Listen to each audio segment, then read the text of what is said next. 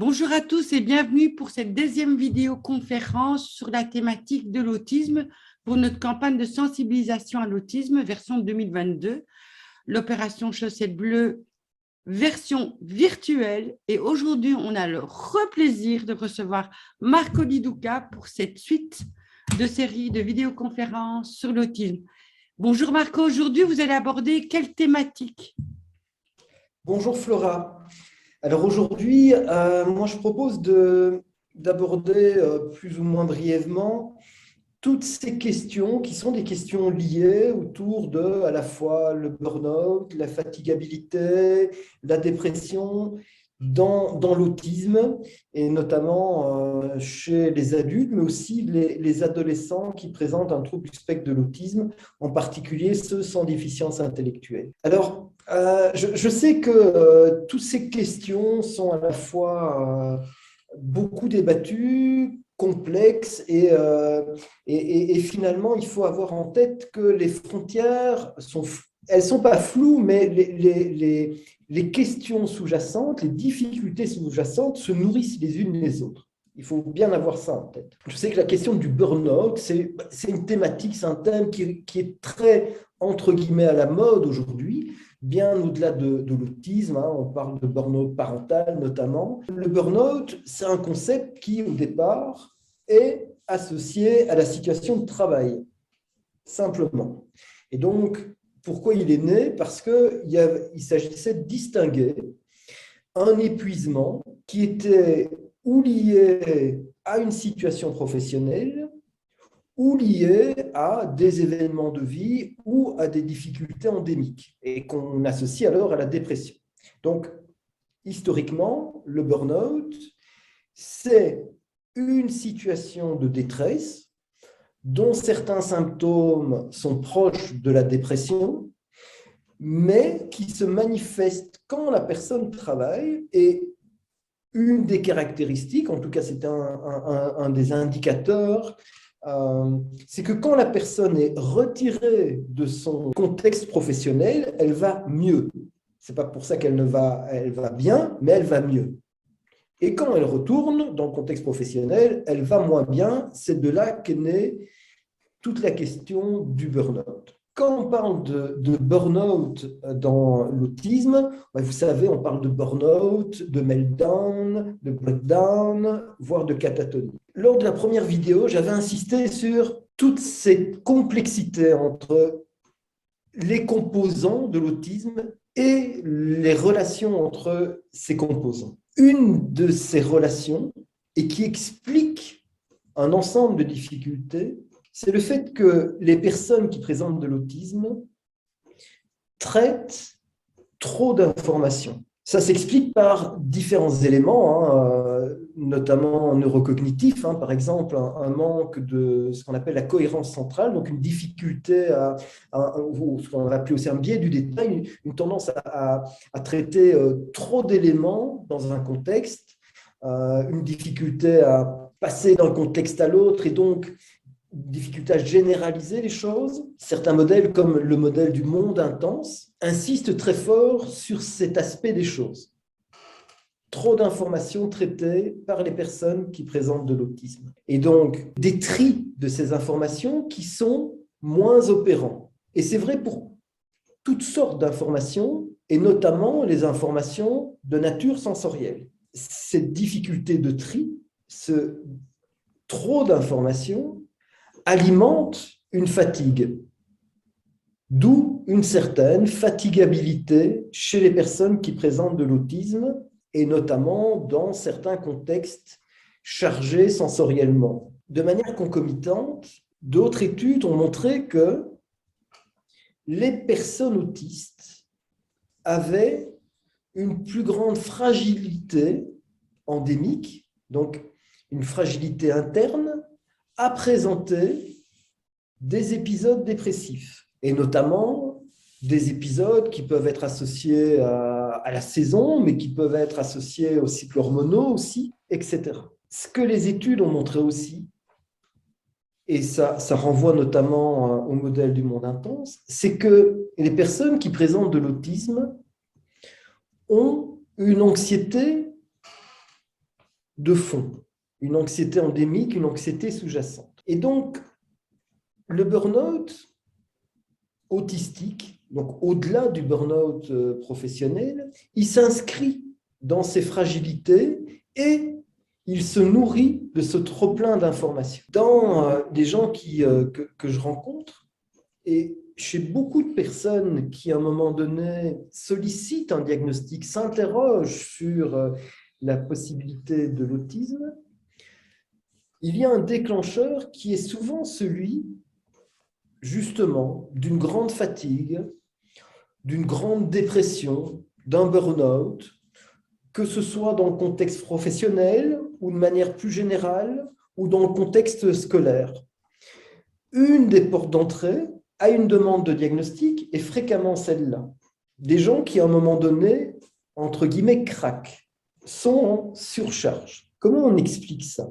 C'est un ensemble de mécanismes qui sont, en tout cas, ça c'est mon constat, c'est mon point de vue, après ça peut être discuté, qui sont vraiment au cœur de la problématique de l'autisme. Vous avez d'abord trop d'informations, beaucoup d'informations qui sont gérées et des tris qui fonctionnent moins bien. Alors par exemple, un tri, c'est une difficulté à créer des inférences. Créer des inférences, c'est quoi?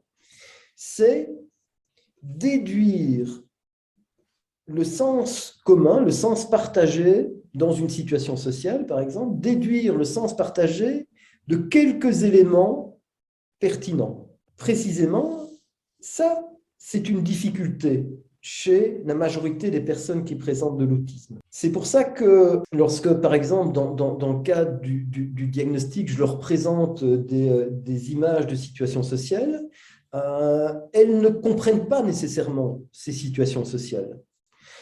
Parce que là où la majorité des gens tout venant voient une situation commune, bien elle observe, s'arrête sur des indices, sur des éléments ou sur des éléments qui manquent. Donc, à la fois, elle traite plus d'éléments et en même temps, elle n'accorde pas l'importance partagée par la majorité des gens aux éléments les plus pertinents. Ces informations qui sont traitées en trop amènent de la fatigue. Mais cette fatigue, elle s'associe aux informations sensorielles, qui elles-mêmes sont moins bien régulées, moins bien traitées. On parle, pour les personnes qui présentent de l'autisme, de déficit du traitement automatique des stimuli sensoriels, ce qui veut dire ce que ça veut dire, c'est il y a des mécanismes automatiques qui traitent tous les stimuli sensoriels. Chez les personnes qui présentent de l'autisme, ces mécanismes automatiques fonctionnent moins bien. Se rajoute à ça, notamment, les stratégies de camouflage. Ces fameuses stratégies que partagent beaucoup d'adultes qui présentent de l'autisme, qui disent plus jeune et par la suite, et encore maintenant, j'ai des stratégies conscientes pour mieux interagir avec les autres, pour, entre guillemets, me camoufler, pour paraître, je mets encore des guillemets, normal. Ce trop d'informations fait qu'à un moment donné, soit à des périodes clés, soit au fur et à mesure du temps, il y a une surcharge. Donc, il y a une fragilité de départ qui explique la fatigabilité, et puis à un moment donné, l'élastique se rompt et on est dans une situation de burn-out autistique, de rupture, de burn-out, de dépression. Voilà. Mais on est bien dans quelque chose où il y a une cassure. À un niveau moindre, il y a les meltdowns, c'est-à-dire que de nombreuses personnes le rapportent, mais on peut observer ça aussi chez les enfants, les adolescents, y compris les enfants et les adolescents qui présentent une déficience intellectuelle. Il y a des moments de surcharge, il y a des moments de trop-plein. Et là, il y a des ruptures qui peuvent parfois s'associer à des comportements défis. Tout ça, ça n'est pas le résultat d'un élément, d'un indice. C'est un ensemble d'éléments qui remplissent le seau et qui créent le trop-plein. Mais le seau, il se remplit d'autant plus que là où chez la majorité des gens, il y a un filtre, Chez les personnes autistes, ce filtre n'est pas là. Dans les cas les plus graves, les plus compliqués, au-delà du burn-out, on peut arriver à des tableaux de ce qu'on appelle une catatonie autistique. Il y a des articles qui évoquent la catatonie autistique. Il y a un livre qui est plus ou moins récent du docteur Amita Shah. Il n'est pas traduit, mais l'anglais, il est en anglais, Catatonia, Shutdown and Breakdown in Autism. Il est facile à lire. Marco, pour les personnes qui nous écoutent, Oui. catatonie, donnez-nous clairement une Alors, oui, c'est définition. vrai. Qu'est-ce que c'est la catatonie? Alors, la catatonie, dans les situations les plus graves, ça se manifeste par une difficulté à réaliser volontairement un geste. Ce sont des personnes extérieurement qui n'arrivent pas, par exemple, à se lever, qui sont un peu statufiées, qui ont des comportements qui sont très saccadés, à un niveau juste en dessous. Et plusieurs adultes que j'ai rencontrés vivent ça.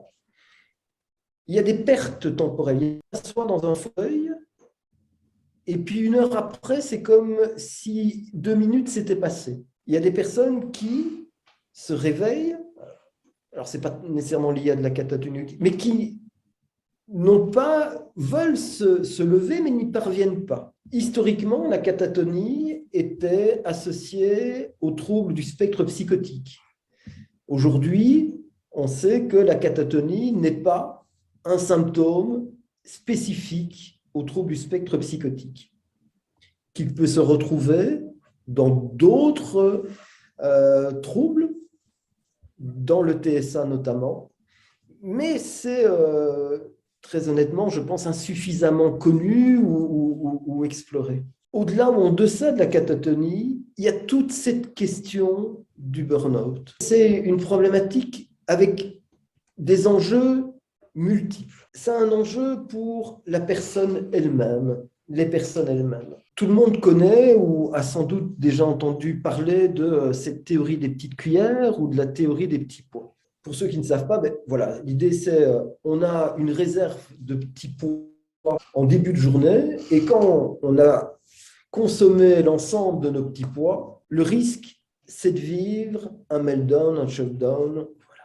D'où l'intérêt de bien estimer ce qui va nous coûter des petits pois et d'éviter certaines situations, certains contextes ou certaines activités qui nous en coûtent de trop. Maintenant, ce qui est intéressant, c'est aussi d'aller plus loin dans cette image des petits pois ou des petites cuillères, c'est d'être bien au clair et conscient que tous les matins, on ne se lève pas avec la même réserve de petits pois. Et que donc, il faut mettre en place une série de procédures qui nous permettent d'estimer le nombre de petits pois qu'on a ou d'estimer sur des périodes plus longues, sur une semaine, ce qui va nous coûter comme petits pois. Et ça, vous savez, beaucoup de personnes ou d'enfants, les enfants qui vont à l'école, c'est très compliqué d'y aller 5 jours parce que les 2 derniers, ça ne va pas.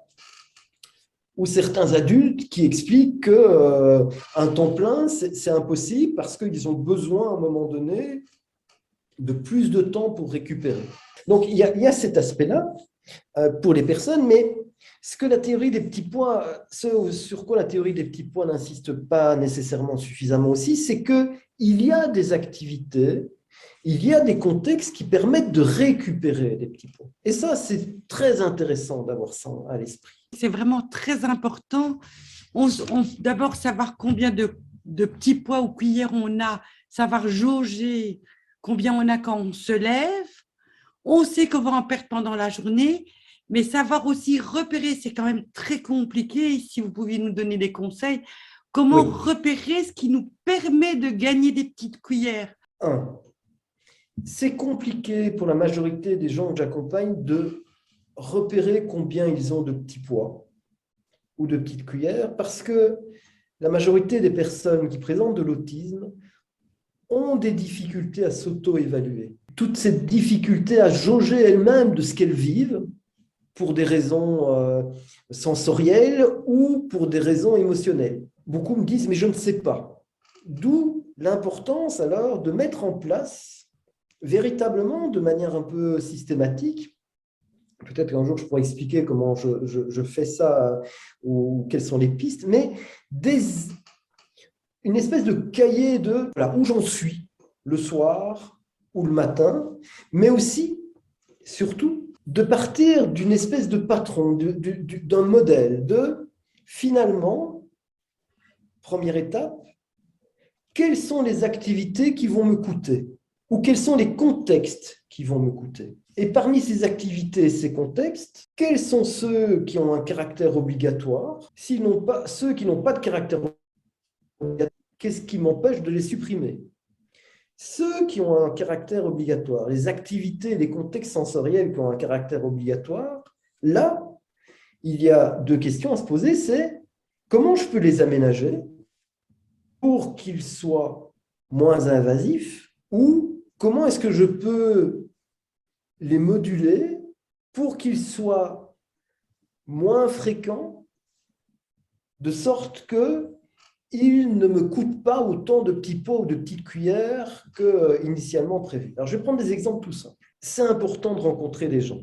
Et la grande majorité des personnes autistes disent que c'est important de rencontrer des gens. Mais rencontrer des amis chez soi lorsqu'ils sont deux, c'est très différent que de les rencontrer à 15 dans un endroit. Je sais que je suis caricatural, mais ça, c'est vraiment un dire comment je module quelque chose que je peux juger obligatoire ou estimer comme obligatoire, c'est-à-dire de rencontrer des gens.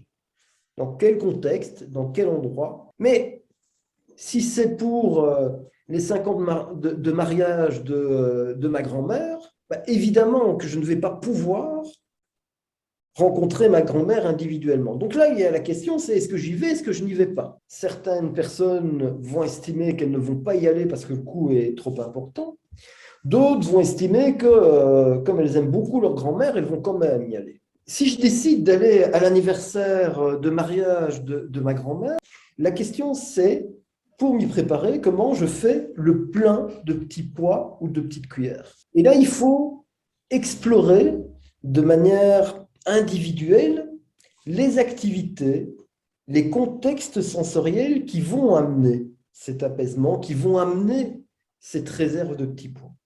Les activités, les personnes qui présentent de l'autisme les connaissent plus ou moins, mais elles tournent autour des intérêts spécifiques, peut-être de certains intérêts spécifiques. Et les contextes sensoriels, il faut bien tenir compte que les personnes qui présentent de l'autisme ne présentent pas uniquement des hypersensibilités. Elles ne fuient pas certains stimuli sensoriels. Ce qui se passe, c'est qu'elles présentent un déficit du traitement automatique des stimuli sensoriels.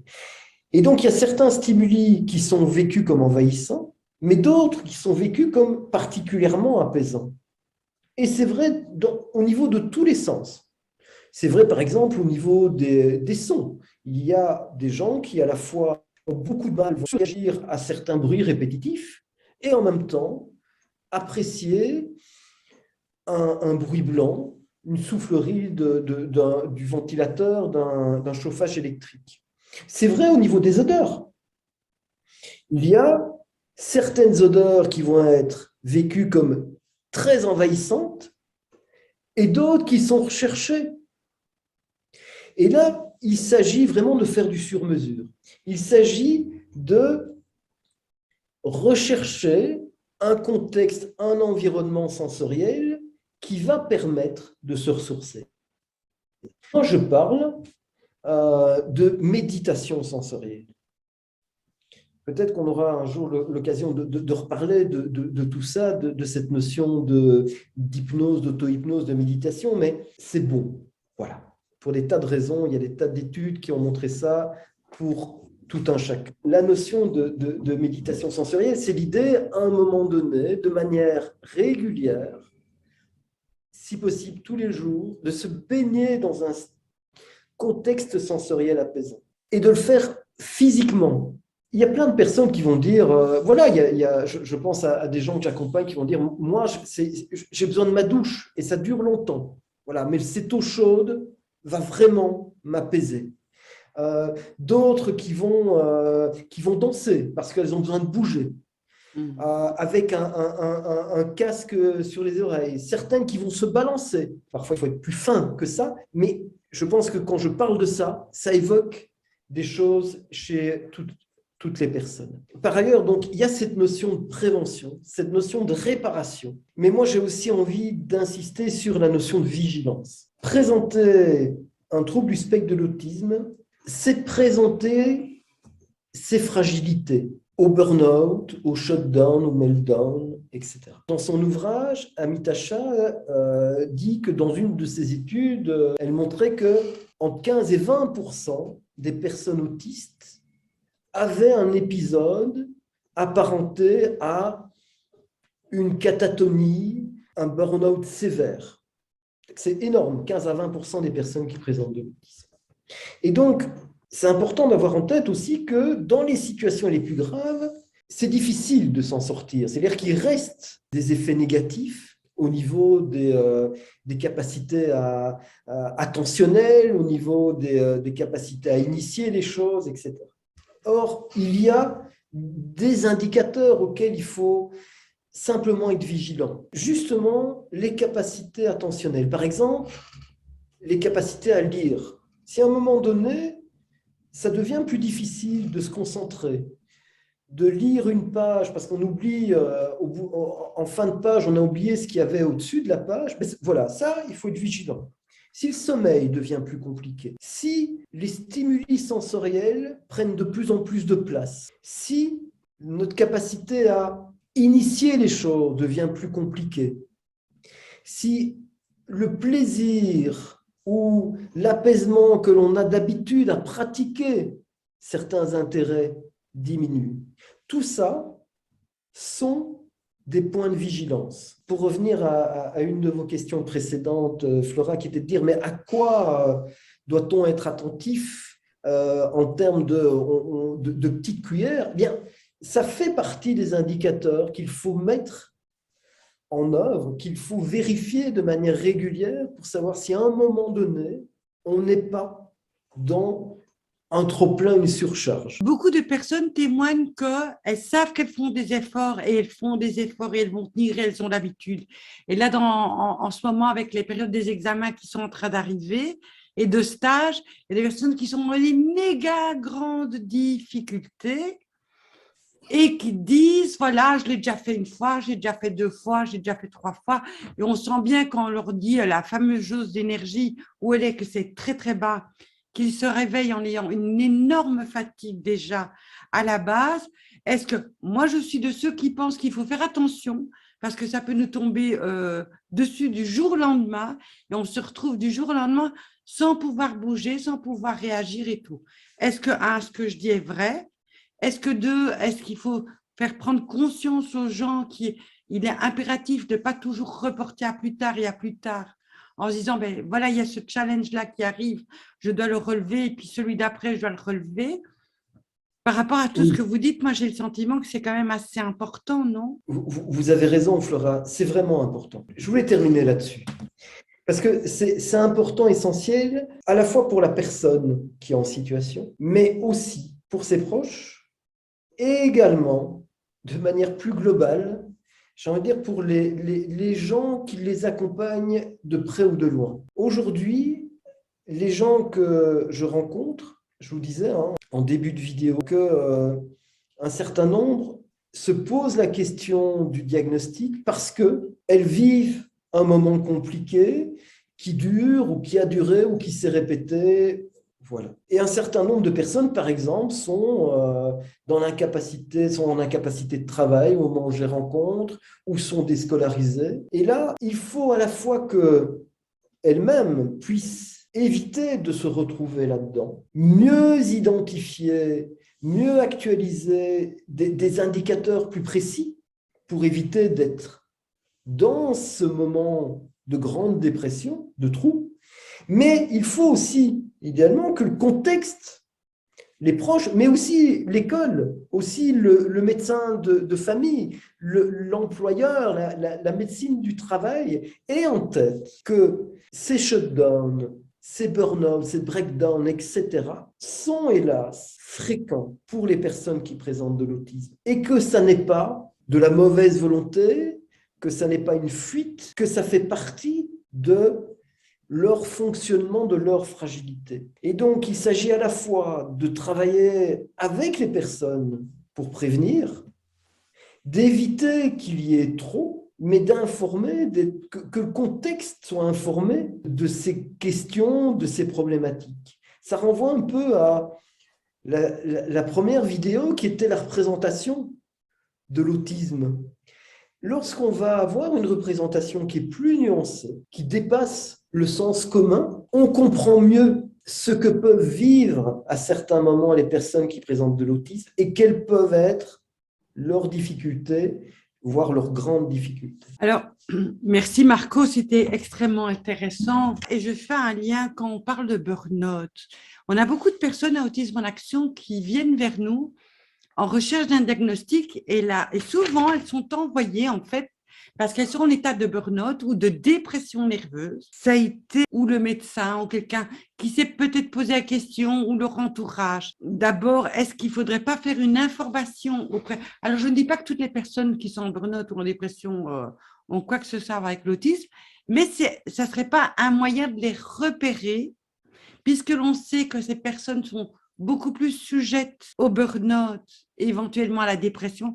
Est-ce que vous ne pensez pas qu'il faudrait faire une sensibilisation vraiment ciblée auprès des psychologues ou des médecins généralistes pour pouvoir repérer ça? Parce que c'est quand même assez interpellant. J'imagine aussi que dans votre cabinet, quand vous recevez des gens, je ne dirais pas que c'est la majorité, mais quand même, il y en a beaucoup qui viennent via le biais du burn-out, de la dépression. C'est quelque chose que j'avais un tout petit peu abordé au moment de cette première vidéo l'année passée, quand je parlais de l'enjeu du diagnostic. C'est quelque chose qu'on pourra sans doute approfondir à un moment donné, peut-être par la suite. C'est toute la question de pourquoi c'est important d'identifier, de diagnostiquer mieux les troubles du spectre de l'autisme.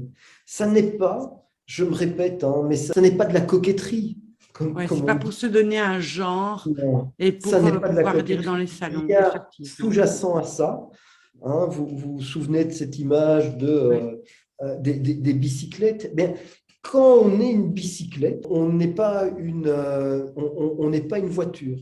Il y a très récemment quelqu'un que je recevais qui me disait moi, à certains moments, je vis les choses comme si j'étais sur l'autoroute, mais à bicyclette. Je suis vraiment envahi par tout. Et là, je ne sais plus quoi faire.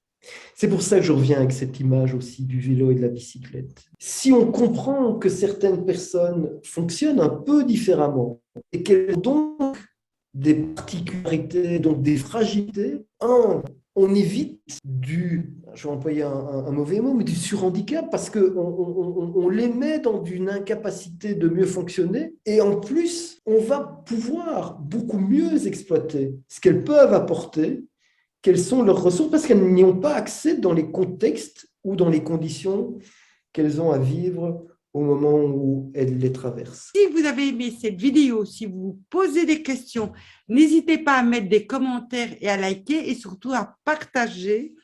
Le débat continue. Rendez-vous pour notre prochaine vidéo. Merci Marco. À très bientôt. Avec plaisir, à bientôt. Je vous attends pour les vidéos suivantes qui viendront chaque semaine égrener tout le mois d'avril. Donc, si cette vidéo vous a plu, n'hésitez pas à liker, à vous abonner à Autisme en Action, Autisme en Action, notre chaîne YouTube. Et vous pouvez mettre des commentaires ou nous contacter à notre adresse mail qui est inscrite ici en dessous. À très bientôt, au revoir.